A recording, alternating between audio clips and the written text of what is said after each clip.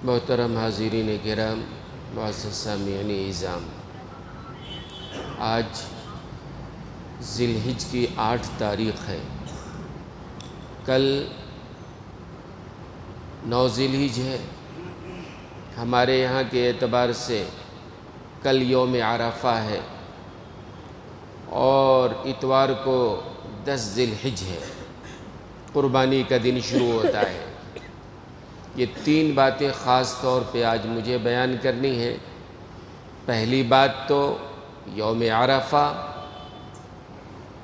عرفہ کا روزہ اور عرفہ کی شب اور عید الاضحیٰ کی شب کی اہمیت، اور پھر تکبیر تشریق جو کل فجر کے بعد سے شروع ہوگا اور 13ویں تاریخ کے عصر تک مسلسل ہر نماز کے بعد تکبیر کہی جائے گی، اس کے بارے میں عرض کرنا ہے، اور پھر قربانی کے بارے میں عرض کرنا ہے۔ آج کے جمعہ کے لحاظ سے یہ موضوع ہی سب سے اہم ہے۔ آپ میں سے بہت سارے لوگ ہوں گے جو موضوع کا تعین کرنے میں بڑے ماہر ہوں گے۔ اس موضوع پہ نہیں بولنا چاہیے، اس موضوع پہ بولنا چاہیے، یہ کرنا چاہیے، وہ کرنا چاہیے۔ تو آپ بتاؤ نا، آج کے جمعہ میں بولے تو کیا بولیں؟ یہی تو بولنا ہے نا۔ کل یوم عرفہ ہے۔ ہاں، ایک بات اور، مکۃ المکرمہ میں آج اصل میں 9 ذی الحج ہے۔ یوم عرفہ ان کے لیے آج ہے۔ ان کے ہاں کے چاند کے اعتبار سے 9 ذی الحج وہاں ہے، ہمارے ہاں کے چاند کے اعتبار سے جو ہے وہ 9 ذی الحج کل ہے۔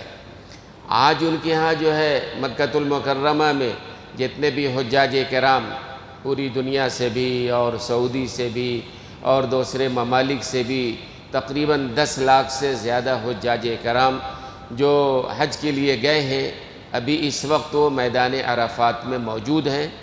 اللہ تعالیٰ تمام کے حج کو قبول فرمائے۔ تو یہ یوم عرفات آج ان کا یوم عرفہ ہے، لہذا یوم عرفات یعنی تمام حاجیوں کے لیے لازم ہے عرفات کے میدان میں آج کے دن حاضر ہونا۔ جو بھی عرفات کے میدان میں حاضر نہیں ہو سکے گا، اس کے حج کا سوال ہی نہیں پیدا ہوگا۔ اچھا، بہت سارے لوگ یہ سمجھتے ہیں آج یوم عرفات ہے نا، اور جمعہ کا دن بھی ہے۔ حضور اکرم صلی اللہ علیہ وسلم نے جو حج فرمایا ہے، آپ نے اپنی زندگی کا سب سے پہلا اور سب سے آخری حج جو فرمایا ہے، سن 10 ہجری میں آپ نے وہ حج فرمایا ہے۔ اور اتفاق کہ آپ نے جس سال حج فرمایا وہ اصل میں جمعہ کا دن تھا، عرفات میں تھے آپ اور جمعہ کا دن تھا۔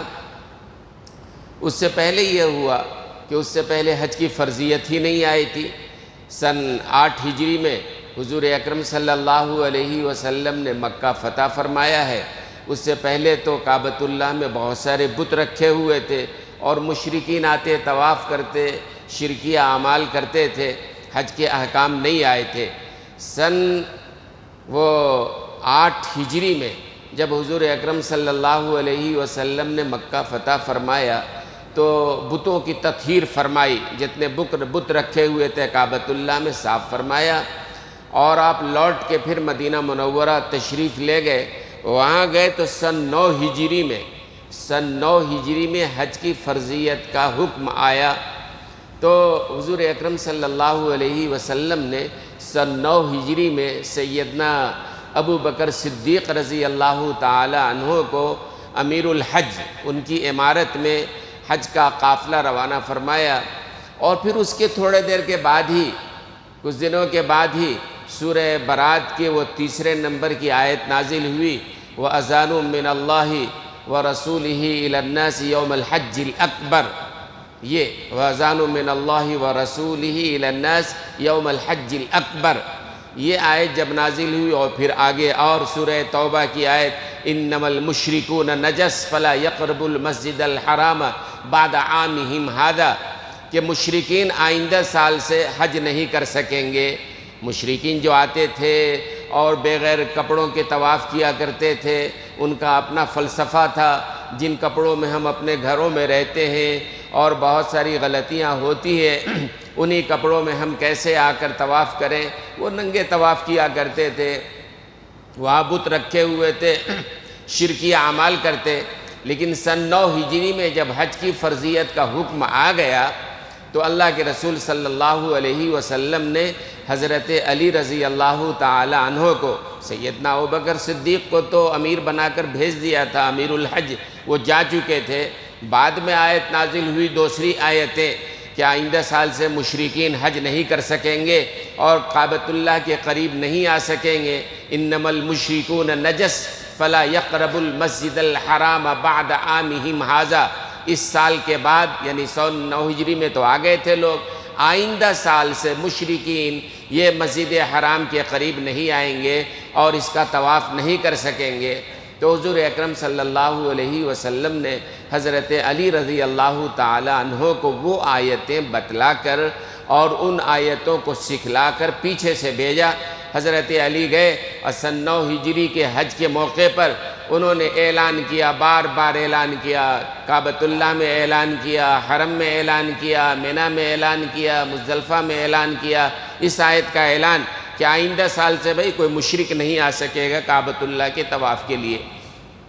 اور سن 9 ہجری میں حضور اکرم صلی اللہ علیہ وسلم تشریف نہیں لے گئے تھے، چونکہ باہر مشرکین بھی آ رہے تھے اور دوسری باتیں تھیں۔ سن 10 ہجری میں حضور اکرم صلی اللہ علیہ وسلم نے زندگی کا سب سے پہلا حج فرمایا ہے اور وہی آپ کا آخری حج بھی تھا۔ حج سے لوٹ کر آئے ہیں، اس کے بعد آپ صلی اللہ علیہ وسلم کے وصال کا دنیا سے پردہ فرمانے کا حکم تھا۔ تو سن 10 ہجری میں حضور اکرم صلی اللہ علیہ وسلم نے حج جو فرمایا تھا، یہ اتفاق کی بات تھی کہ یوم عرفات، میدان عرفات میں آپ تھے، وہ جمعہ کا دن تھا۔ عوام میں یہ بات مشہور ہے کہ اگر حج یعنی عرفہ، میدان عرفات میں جو دن ہے رہنے کا، وہ دن اگر جمعہ کا آ جائے تو حج اکبر ہوتا ہے، یہ اکبری حج ہوتا ہے، اس کا بڑا ثواب ہے۔ عوام میں یہ بات مشہور ہے، حالانکہ حدیث میں، قرآن میں کہیں بھی حج اکبری کا تذکرہ نہیں ہے، کہیں بھی اس کا تذکرہ نہیں ہے، لیکن عوام میں یہ بات مشہور ہے۔ وہ سمجھتے ہیں کہ جمعہ کے دن عرفہ اگر آ گیا تو بڑا مقبول حج ہوتا ہے اور بڑا ثواب ہوتا ہے اور اس کو حج اکبری کہتے ہیں۔ نہیں، یہ اصطلاحی غلط ہے۔ قرآن کریم نے یوم الحج الاکبر جو کہا ہے وہ اصل میں اسی حج کو کہا ہے۔ اصل میں قرآن حدیث کی اصطلاح کو آپ دیکھیں گے تو حج، ہر حج حج اکبری ہے، حج اکبر ہے، اور حج اصغر عمرے کو کہا جاتا ہے۔ اصل میں یہ عمرہ جو ہے چھوٹا حج ہے اور حج جو ہے حج اکبر ہے۔ وجہ اس کی کیا ہے؟ حج کے اندر اعمال زیادہ ہیں، ارکان زیادہ ہیں، احکام زیادہ ہیں، مسائل زیادہ ہیں، مشقت زیادہ ہے نا، اس لیے اس کو حج اکبر کہا گیا۔ اور عمرہ کے اندر اعمال کم ہیں، ارکان کم ہیں، احکام کم ہیں، مسائل کم ہیں، تگ و دو کم ہے، مشقت کم ہے، اس لیے اس کو کہا گیا یہ حج اصغر ہے۔ تو بہرحال حج اصغر اور اکبر کی اصطلاح جو ہے، حج اصغر یہ عمرے کو کہا گیا، حج اکبر جو ہے یہ حج کو کہا گیا۔ ہر حج حج اکبر ہے، ایسا نہیں کہ جمعہ کے دن آ جائے تو حج اکبری ہوتا ہے۔ ہاں، یہ اور بات ہے، حضور اکرم صلی اللہ علیہ وسلم نے جس سال اپنا پہلا اور آخری حج فرمایا ہے، اتفاق سے جمعہ کا دن تھا۔ ہاں ٹھیک ہے، جمعہ کے دن فضیلت اپنی جگہ مسلم ہے، جمعہ کا دن فضیلت والا دن ہے، برکت والا دن ہے، حدیث میں اس کی فضیلت آئی ہے، اہمیت آئی ہے، برکت آئی ہے، وہ اپنی جگہ مسلم ہے، لیکن اس کی وجہ سے حج اکبری کوئی چیز نہیں ہے۔ عوام میں یہ مشہور ہے، ایک صاحب کہنے لگے کہ اس سال پہلے سے اندازہ تھا کہ اس سال عرفات جو ہے جمعہ کے دن آئے گا، تو کہنے لگے میری آخری حد تک یہ خواہش تھی کہ میں بھی اس سال حج میں شرکت کروں، لیکن اتفاق کی بات ان کی عمر جو ہے 60 پر 5 سال سے زیادہ ہے، اور اس سال حکومت نے اعلان کر دیا، سعودی حکومت نے 60 سے 5 سال کی عمر کے جو لوگ ہیں اس سال حج کے لیے نہیں آ سکیں گے۔ آخری وقت تک وہ انتظار میں رہے، اور ایک صاحب کے بارے میں بتایا کہ ایک صاحب جو بڑے دل دادا تھے، حج اکبری کر کے تو 11 لاکھ روپے دے کے کسی طریقے سے وہ گئے ایک حج کے لیے۔ 11 لاکھ، حج تو ویسے ہی مہنگا ہو گیا ہے، حج کمیٹی سے جائیں گے تو بھی تقریباً 4 لاکھ 4.5 لاکھ روپے ہو جا رہا ہے، ٹور کے ذریعے جائیں تو کم سے کم درجے کا ٹور جو ہے 6-6.5 لاکھ روپے تو ہے، لیکن وہ صاحب 11 لاکھ روپے دے کے اس لیے گئے کہ بہرحال حج اکبری نصیب ہو جائے۔ ایک صاحب اور جانا چاہ رہے تھے، پوری تگ و دو کر لیا انہوں نے، تیاری کر لی، بھئی جو پیسہ لینا ہے لے لو ٹور والے سے، لیکن لے کے چلو۔ اور ٹور والے نے بھی کہا نہیں ٹھہرو، عین وقت پہ آخر وقت پہ سعودی حکومت یہ پابندی ختم کر دیتی ہے، اگر ہو گئی تو لے کے چلیں گے۔ لیکن اس سال بہرحال سعودی حکومت نے جو اعلان کیا تھا پہلے کہ 65 سال سے زیادہ عمر کے لوگ اس سال حج پہ نہیں آئیں گے، اس کو باقی رکھا۔ تو بہرحال پہلی بات تو یہ بتانا ہے مجھے کہ حج اکبری کے بارے میں جو عوام میں غلط بات مشہور ہے، ایسا کچھ نہیں ہے۔ حج اصغر عمرے کو کہا جاتا ہے اور حج کو حج اکبر کہا جاتا ہے۔ جمعہ کا دن آ جائے، جمعہ کے دن کی فضیلت اپنی جگہ ہے مسلم، اور بعض کمزور روایتوں میں ہے کہ 70 مقبول حج کا ثواب، لیکن بہرحال اس طرح کی روایتیں جو ہیں وہ کمزور ہیں، ضعیف ہیں، ورنہ قرآن و حدیث میں ایسی اصطلاح نہیں آئی ہے۔ ایک بات۔ دوسری بات، یہ جو عرفہ کل ہمارے ہاں کے اعتبار سے یوم عرفہ کل ہے نا، تو کل کی جو رات ہے یعنی آج مغرب کے بعد جو رات آنے والی ہے اور 10 ذی الحجہ کی رات یعنی عید الاضحیٰ کی رات، یہ 2 راتیں، ان 2 راتوں کی بڑی اہمیت آئی ہے حدیث میں آتا ہے، حضور اکرم صلی اللہ علیہ وسلم فرماتے ہیں کہ جو سال کے 5 راتوں میں شب بیداری کرے گا، اللہ اس کو ضرور جنت میں داخل فرمائے گا، وہ انشاءاللہ ضرور جنت میں جائے گا۔ 5 راتوں کے اندر یہ 5 راتیں کون سی ہیں؟ علماء نے لکھا ایک رات تو عرفہ کی رات یعنی آج مغرب کے بعد جو رات آنے والی ہے وہ عرفہ کی رات کہلائے گی، اور اس کے بعد والی رات عید الاضحیٰ کی رات، اور پھر ایک عید الفطر کی رات، اور پھر ایک شب قدر کی رات، اور پھر ایک شب برات کی رات۔ ان 5 راتوں کے بارے میں علماء نے لکھا ہے کہ حدیث میں آتا ہے، اگرچہ وہ کمزور درجے کی حدیث ہے، کہ ان 5 راتوں میں جو شب بیداری کرے گا اس کو اللہ تعالیٰ جنت عطا فرمائے گا۔ ویسے تو پچھلے جمعہ میں نے عرض کیا تھا کہ کوئی آدمی 1 ذی الحجہ سے لے کے 10 ذی الحجہ تک کے کسی ایک دن بھی اگر روزہ رکھتا ہے تو اللہ تعالیٰ 1 سال کے روزوں کے برابر ثواب عطا فرمائے گا، اور ان راتوں میں سے کسی ایک رات میں بھی شب بیداری کرتا ہے تو اس کو جو ہے شب قدر کے برابر ثواب دیا جائے گا۔ بہرحال 8 راتیں تو نکل گئیں، 8 دن بھی نکل گئے، اب یہ عرفہ کا دن آنے والا، روزہ باقی ہے اور عرفہ کی شب آنے والی ہے۔ کم سے کم ان راتوں میں تو ہم یہ عہد کریں کہ انشاءاللہ ان راتوں میں ہم ضرور شب بیداری کریں گے، انشاءاللہ ضرور کریں گے ہم۔ عرفہ کا روزہ بلا شبہ لازم نہیں ہے، فرض نہیں ہے، واجب نہیں ہے، ضروری نہیں ہے، لیکن اہمیت ہے، مسنون روزہ ہے۔ حضور اکرم صلی اللہ علیہ وسلم سے ایک روایت میں آتا ہے کہ کوئی بندہ اگر یوم عرفہ کا روزہ رکھتا ہے تو اس کے 2 سال کے گناہوں کو اللہ معاف فرماتے ہیں۔ 1 سال جو پچھلا سال گزر گیا اور 1 سال جو آنے والا سال ہے، 2 سال کے گناہوں کو اللہ تعالیٰ معاف فرمائیں گے۔ اور بعض حضرات نے، بعض ائمہ نے یہاں ایک نقطہ بھی پیدا کیا ہے کہ جب حدیث میں اللہ کے رسول نے یہ فرما دیا ہے یوم عرفہ کا روزہ جو رکھے گا 2 سال کے گناہوں کا کفارہ ہوگا، ایک پچھلے سال کا اور ایک آنے والے سال کا کفارہ ہوگا۔ یہ میں بعد میں عرض کروں گا، یہ گناہوں کا جو کفارہ ہے یہ اصل میں گناہ کبیرہ کا کفارہ نہیں ہوتا ہے، گناہ صغیرہ کا کفارہ ہوتا ہے۔ جیسے حدیث میں آتا ہے کوئی آدمی وضو کر کے اپنے گھر سے چلتا ہے یا وضو کرتا ہے تو وضو کرنے سے بھی اس کے گناہ جھڑتے ہیں، ہاتھ کے گناہ، آنکھ کے گناہ، منہ کے گناہ، کان کے گناہ، یہ جو اعضاء ہیں نا، وضو کرتے ہوئے انسان کے گناہ اس سے صاف ہوتے ہیں۔ اس سے بھی مراد کیا ہے؟ گناہ صغیرہ ہے۔ اور ایسے ہی کوئی آدمی وضو کر کے گھر سے آتا ہے، اس سے بھی اس کے گناہ صغیرہ معاف ہوتے ہیں۔ رمضان المبارک میں ہے جو آدمی روزہ رکھتا ہے اس کے بھی صغائر معاف ہوتے ہیں۔ یہ صغیرہ کی بات ہے، یہ کبیرہ کی بات نہیں ہے۔ کبیرہ کے بارے میں ایک اصول یہ ہے کہ جب تک بندہ توبہ نہیں کرے گا وہ معاف ہونے والا نہیں ہے۔ باقی اللہ تعالیٰ کے ساتھ کسی کو بغیر توبہ کے معاف کر دے تو کون پوچھنے والا ہے؟ ہاں، حقوق العباد اللہ بھی معاف نہیں کریں گے۔ آپ نے کسی کا پیسہ دبا لیا، آپ نے کسی کا مال کھا لیا، آپ نے کسی قرضے کو ہضم کر لیا، یہ کسی کو آپ نے گالی دے دی، کسی پر آپ نے الزام و تہمت لگا دیا، کسی کی دل آزاری آپ نے کر لیا، یہ حقوق العباد ہے، اور حقوق العباد کو اللہ بھی معاف نہیں کرنے والے ہیں۔ قیامت کے دن اللہ تعالیٰ کہیں گے جاؤ اس بندے سے جا کے معاف کرا لو۔ دنیا میں تو آج کوئی پاؤں پکڑ لے تو آدمی معاف کر دیتا ہے، قیامت کے دن کوئی معاف کرنے والا نہیں ہے۔ تو اس دن کیا ہوگا؟ یہ روپیے پیسے کی کرنسی تو وہاں چلنے والی نہیں ہے، وہ اعمال کی کرنسی ہوگی۔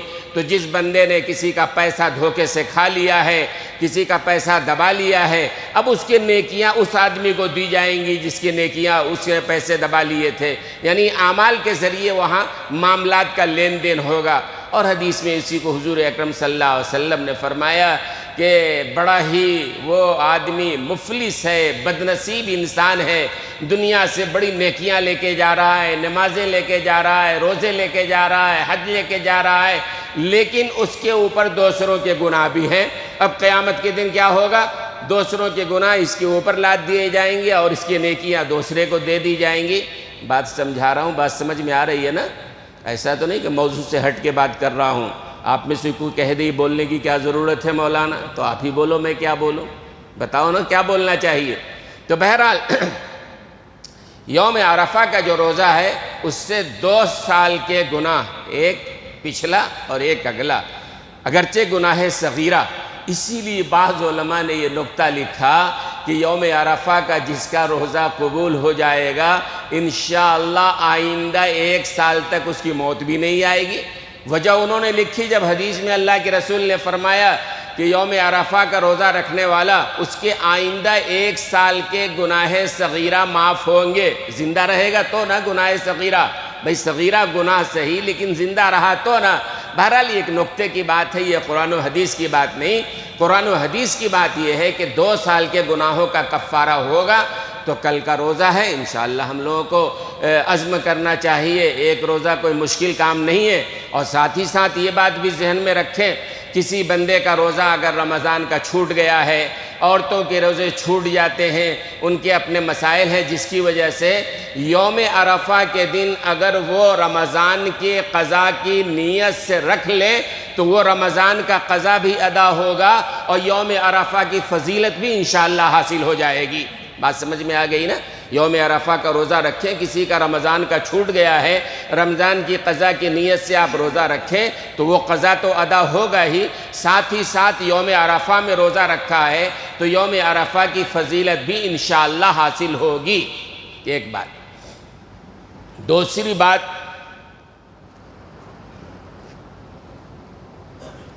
بات تکبیرات تشریق کی بات ہے۔ یہ 9 ذی الحجہ سے لے کر 13 ذی الحجہ کی عصر تک ہر فرض نماز کے بعد ایک بار یہ تکبیر تشریق کہنا واجب ہے۔ تکبیر تشریق کیا ہے؟ سب کو یاد ہے، سب جانتے ہیں، اللہ اکبر اللہ اکبر لا الہ الا اللہ واللہ اکبر اللہ اکبر وللہ الحمد۔ اس میں بڑا ثواب بھی رکھا ہے۔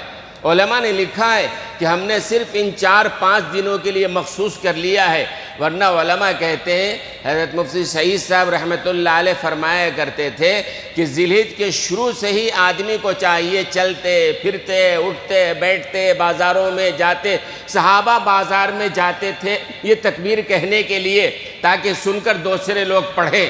مستحب ہے، یکم ذی الحجہ سے ہی آپ پڑھتے رہیے۔ ہاں 9 ذی الحجہ کی فجر سے لے کر 13 ذی الحجہ کی عصر تک یہ واجب ہے، ایک بار تکبیر تشریق کہنا کیا ہے؟ واجب ہے۔ کتنی بار کہنا؟ ایک بار کہنا تکبیر تشریق ہر فرض نماز کے بعد ان 23 نمازوں میں کیا ہے؟ واجب ہے۔ مردوں کے لیے بھی واجب ہے، عورتوں کے لیے بھی واجب ہے، مقیم کے لیے بھی واجب ہے، مسافر کے لیے بھی واجب ہے، امیر کے لیے بھی واجب ہے، غریب کے لیے بھی واجب ہے۔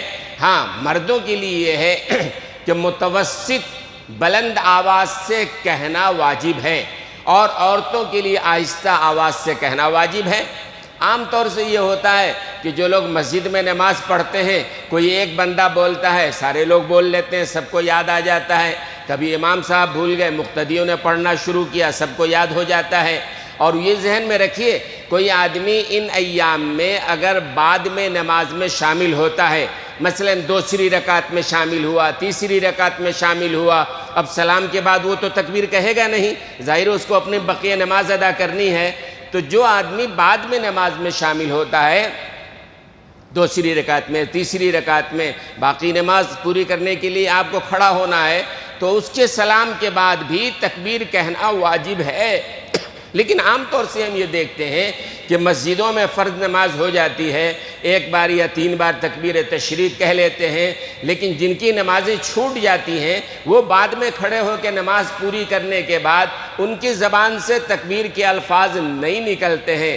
کوئی کہے ہم دل میں کہہ لیتے ہیں، دل میں کہہ لینے سے ادا نہیں ہوگا۔ وہی سلام کا مسئلہ یاد رکھیے، سلام کرنا سنت ہے، جواب دینا واجب ہے۔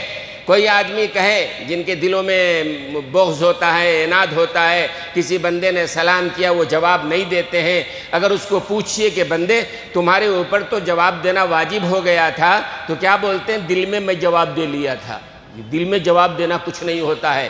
جس نے سلام کیا ہے اتنی آواز میں جواب دو کہ اس کے کانوں تک آواز پہنچے کہ اس بندے نے جواب دیا ہے۔ کوئی آدمی اگر دل میں کہے کہ ہم نے جواب دے لیا ہے، واجب اس کا ادا نہیں ہونے والا ہے۔ بات سمجھ میں آ رہی ہے نا؟ تو نماز ختم ہو گئی، شرم کس بات کی ہے بھائی؟ نماز چھوٹ گئی تھی، اب ہم نے سلام پھیرا ہے، اللہ اکبر پڑھنے میں کوئی شرم ہے کیا؟ ہے نا؟ شرم کے کام میں شرم نہیں آتی ہے، وہ بال چریلو جیسا رکھنے میں شرم نہیں آتی ہے، کان کو چھیدنے میں شرم نہیں آتی ہے، ہاتھوں پہ کیا کیا غلاظت باندھتے ہیں اس میں شرم نہیں آتی ہے، غیروں کے طریقے پر لباس پہننے میں شرم نہیں آتی ہے، غیروں کا طریقہ اختیار کرنے میں شرم نہیں آتی ہے، اور نبی کا طریقہ اختیار کرنے میں شرم آتی ہے، تکبیر تشریق کہنے میں شرم آتی ہے۔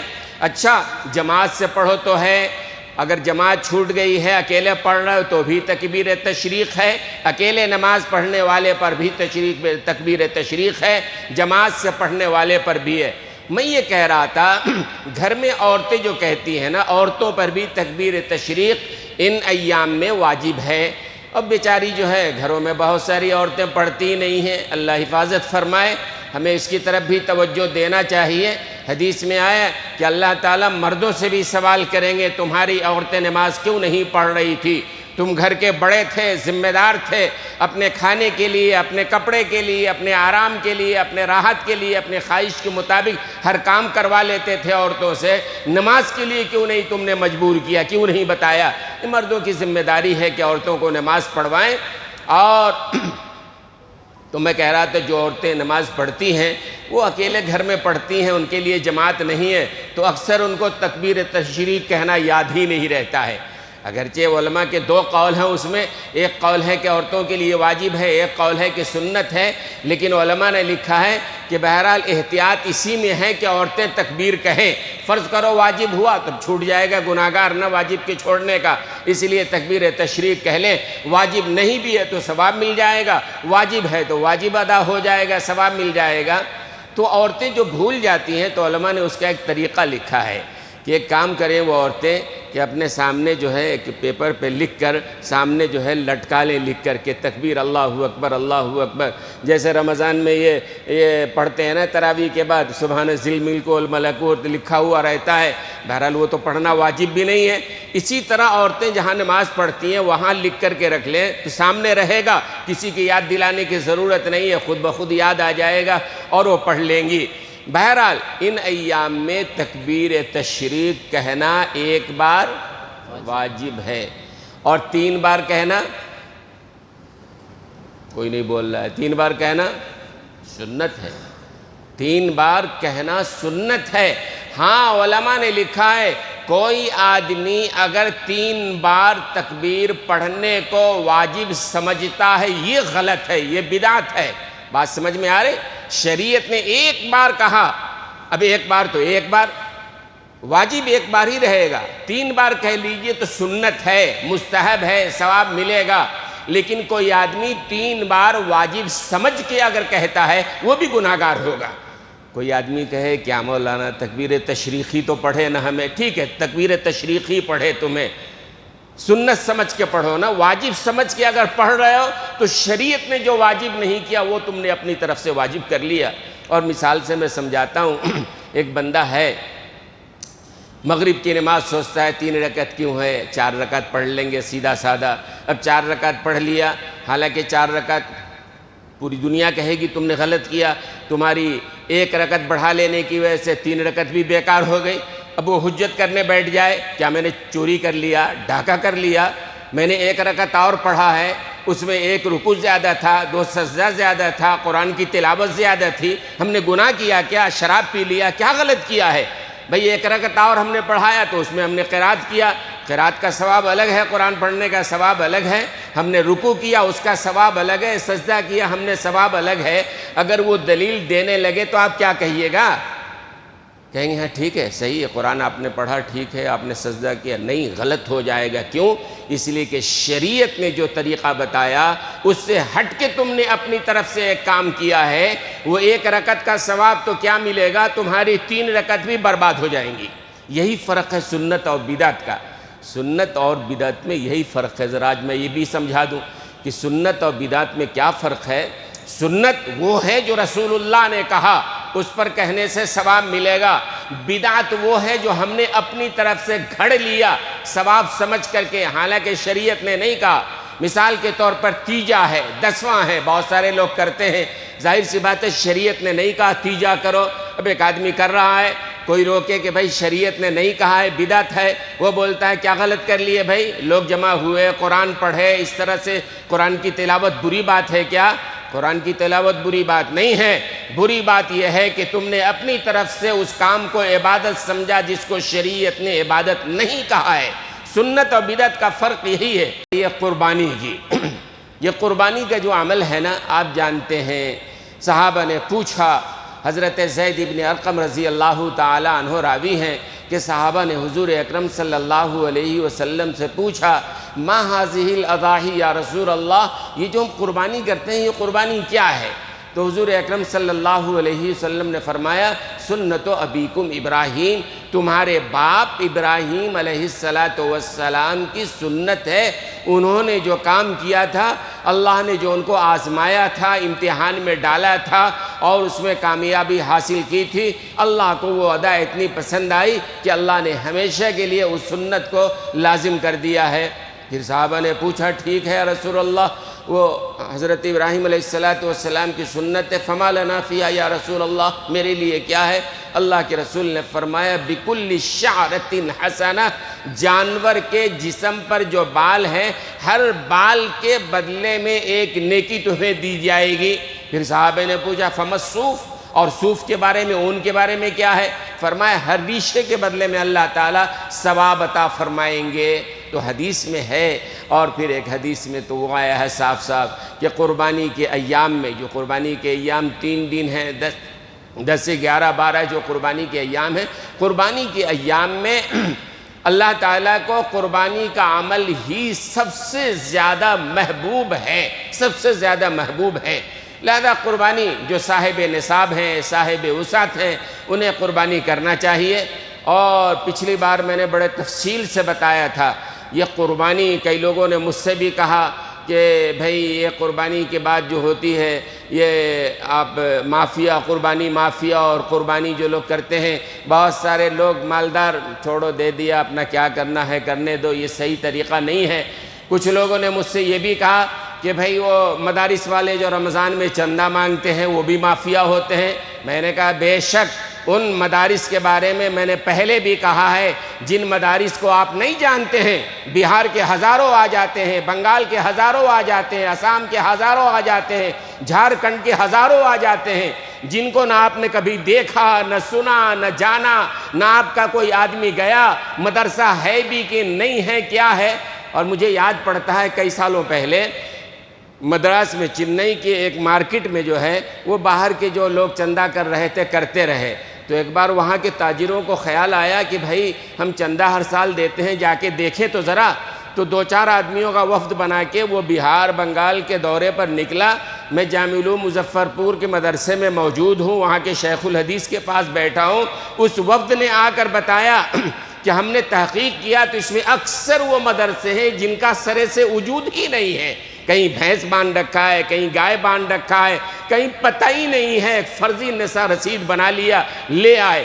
میں ہمیشہ کہتا ہوں اور آج بھی یہاں کہتا ہوں، جیسے قربانی کے بارے میں کہتا ہوں، آپ قربانی اپنی ذمہ داری میں کیجئے، اپنی نگاہوں کے سامنے کیجئے، یہ بہتر چیز ہے۔ کون کے مانگنے والا پوسٹر لگا دے رہا ہے، آپ نے بھی سمجھا چلو سستے میں ہو رہا ہے، جانے دو بلا گئی، آپ کی نیت آپ جانے۔ آپ مدرسے کے معاملے میں بھی میں کہتا ہوں، آپ کی ذمہ داری ہے، آپ کی زکوٰۃ ہے، آپ صحیح اداروں تک پہنچائیں، ان اداروں تک جن کو آپ جانتے ہیں، جو آپ کے قرب و جوار میں ہیں، جن کو آپ جانتے ہیں، یا چلو جو دور کے مدرسے ہیں، دارالعلوم دیوبند ہے، مظاہر علوم سہارنپور ہے، ندوۃ العلماء ہے، بہت سارے ادارے ہیں جو مشہور و معروف ہے، کام کر رہے ہیں، آپ نے دیکھا ہوگا، آپ گئے ہوں گے، ان کو دیجیے، الحمدللہ کوئی بات نہیں ہے۔ لیکن فرضی مدرسوں میں ایک بڑا گروپ، ایک طبقہ ہے جو اصول کرتا ہے، جیسے قربانی کا اصول اب سلسلہ شروع ہو گیا۔ ایک صاحب نے کہا اتنے زیادہ بولنے کی ضرورت کیا تھی؟ بھئی آپ کے سمجھ میں نہیں آئے گی بات، جب معاملہ بڑھتا ہے تو بولنا پڑتا ہے۔ معاملہ کثرت سے جب بات بڑھنے لگتی ہے، چھوٹا موٹا ہوتا ہے تو آدمی تھوڑی بات بہت کہہ کے رفع دفع، لیکن بات جب شدت اختیار کر لیتی ہے تو شدت کے ساتھ کہنا پڑتا ہے۔ اس لیے دوستو اور بزرگوں، یہ قربانی واجب ہے، جن پر واجب ہے، جن پر واجب نہیں کوئی مسئلہ ہی نہیں ہے، بات ہی ختم ہے۔ جن پر واجب ہے، جو صاحب استطاعت ہیں، جو کر سکتے ہیں، وہ اپنی نگرانی میں، اپنی ذمہ داری میں، اور یہاں بھی بنگلور میں بھی اور تمل ناڈو میں بھی، آندھرا میں بھی بڑے میں حصے لوگ دے رہے ہیں۔ یہاں کیوں نہیں لے رہے ہیں آپ؟ نہیں، بنگلور میں لیے حصہ تو 4,000 دینا پڑتا ہے، کہیں 3,000 دینا پڑتا ہے، کہیں 3,500 دینا پڑتا ہے۔ وہ دور جنگل میں کرنے والے کو دے دیے، 1,500 2,000 دیے، بلا پاک ہو گئی، آپ نے سمجھ لیا قربانی ہو گئی۔ اس لیے دوستو اور بزرگوں، یہ بات کہنی پڑی تھی۔ اور مدرسے کے معاملے میں بھی جو لوگ دور دراز کے ہیں، جن کو آپ نہیں جانتے ہیں، آپ جھوٹے وعدے، بڑے چکنی چپڑی باتیں کرتے ہیں، وہ بڑے پوسٹر دکھاتے ہیں، بڑے اشتہار دکھاتے ہیں، آپ کو پتہ کیا ہے، کیا نہیں کیا، کبھی گئے نہیں، دیکھا نہیں، معلوم کیا ہے۔ لہذا آپ کی ذمہ داری ہے کہ آپ اس بات کو سمجھیں۔ تو دوستو اور بزرگوں، تو قربانی کے ایام جو 3 دن آ رہے ہیں، خاص طور سے 2 باتیں مجھے کہنے تھی، وقت بھی ختم ہو گیا ہے، لیکن بہرحال میں عرض کرتا ہوں 2 باتیں۔ پہلی بات تو یہ، آپ قربانی کر رہے ہیں تو جن جانوروں کی قربانی قانوناً ممنوع ہے، شرعاً ممنوع نہیں ہے، لیکن ہم اس ملک میں رہتے ہیں تو بہرحال قانون کی پاسداری کرنی پڑے گی ہم کو، نہیں کریں گے تو ہمارے جان پر آفت آئے گی۔ شریعت نے کہا ہے اپنے جان کو بھی بچاؤ، اس کی حفاظت بھی ذمہ داری لازم ہے۔ جن جانوروں پہ پابندی ہے، ان جانوروں کی قربانی کی طرف تو آپ ہرگز جائیں ہی مت۔ ہاں، شریعت نے اجازت دی ہے، لیکن چونکہ ملکی قانون کے مطابق اگر آپ نے کیا تو ظاہر سی بات ہے قانونی گرفتے میں آپ آئیں گے، عزت کا مسئلہ ہوگا، جان کا مسئلہ ہوگا، قید کا مسئلہ ہوگا، اپنے آپ کو مشقت میں ڈالنا صحیح نہیں ہے۔ لہذا علماء نے کہا جن ممنوع جانوروں کے قربانی صحیح نہیں ہے، قانونی طور پر اس سے احتراز کریں۔ جو قربانی کے جانور ہیں، جو جائز ہیں، آپ کر سکتے ہیں، ان قربانی کے جانوروں میں بھی اللہ کے لیے فوٹو یا ویڈیو اپنے موبائل پہ وائرل مت کیجئے۔ آپ بہت سارے لوگ اپنے جانوروں کی نمائش کرتے ہیں، پہلے تو بہت ہوتا تھا، گلیوں میں اونٹ کو گھماتے تھے ہار وار پہنا کر، اب تو اونٹ کی قربانی بھی ممنوع ہے۔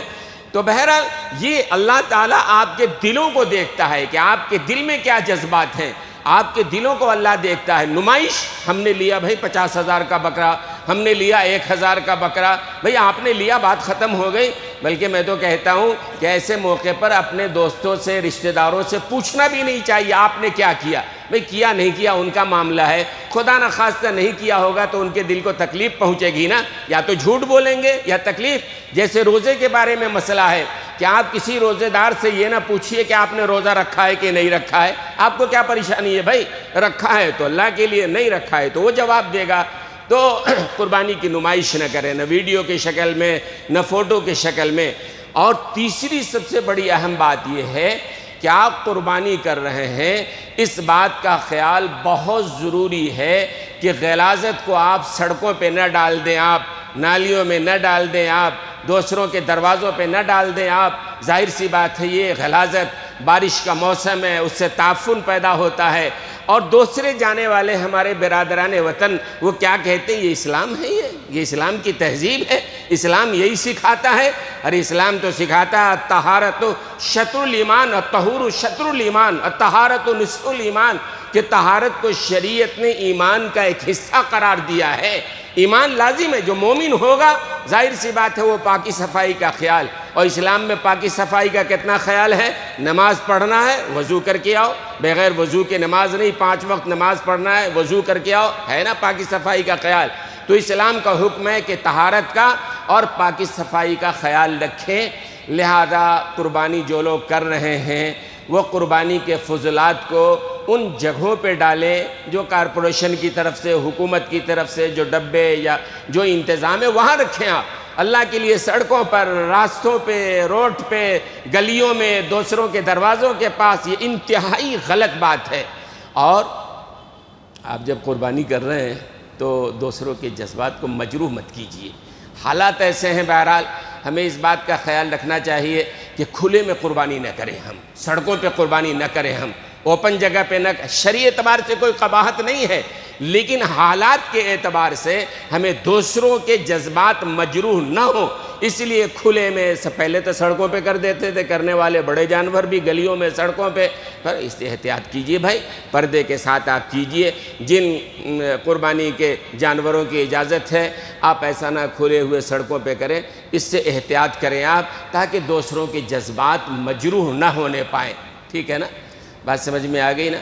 کہ پاکی صفائی کا اچھی طرح خیال رکھیں، ہمیشہ خیال رکھیں، اور خاص طور سے یہ خون ہے، اب نالیوں میں بہا دیا ہے، یا خون ہے اوپر ہی بہہ رہا ہے، ایسا نہیں ہونا چاہیے۔ اگر کچی مٹی ہے تو مٹی کے نیچے اس کو دبا دیجئے آپ، یا بڑا گٹر ہے جا رہا ہے اپنی جگہ ٹھیک ہے، لیکن ایسی کھلی جگہوں پہ اس کا احتیاط، پاکی صفائی کا خیال رکھیں۔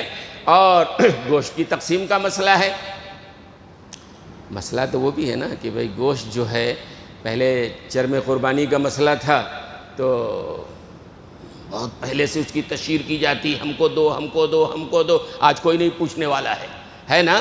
بہت سارے ادارے والے اس کے لیے تشہیر کرتے تھے نا، بھئی ہم کو چرم قربانی، ہم کو دو، ہم کو دو، ہوتا تھا نا؟ وہ آدمی چرم قربانی کچھ نہیں کر سکتا، کہیں تو دینا ہی تھا، دے دیتے تھے، لیکن جب سے قیمت اس کا ڈاؤن ہوا اب کوئی نہیں پوچھنے آ رہا ہے کہ ہم کو دو۔ کہیں دیکھا اشتہار آپ نے چرم قربانی کے بارے میں؟ کہیں دیکھا؟